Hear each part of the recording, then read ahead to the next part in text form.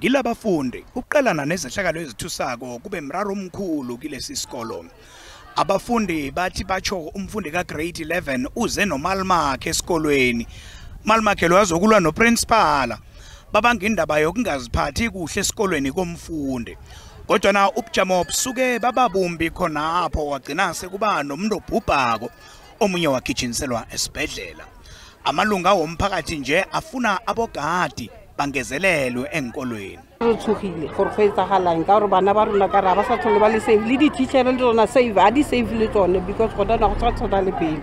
Government ke yone tlhantse it's a school to school improve ba gore this school si right si tired ka security.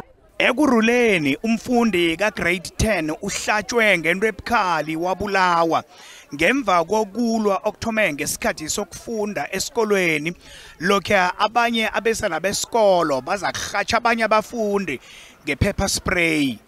Abesanabo bavele ekhotho kwamagistrata weTsakane.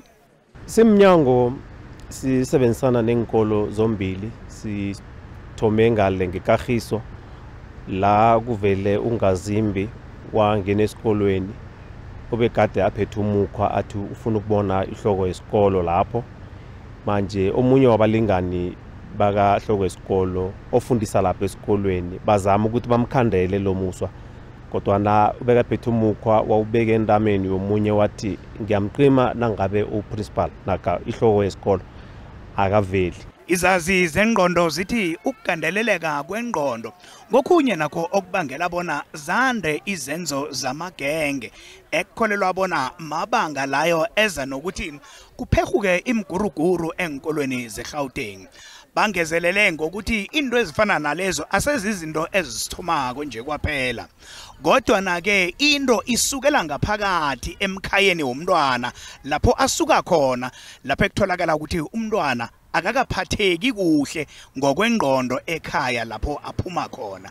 Kodwa nake abafundi nabo ababelethi bathi bakholelwa ekutheni umntwana nakasesikolweni kulapho ekufuze aphephe khona. Abafundi abathindeke kilezi zenzo zokuphehuka kwerawurawu enkolweni bathotshwe ngokomkhumbulo.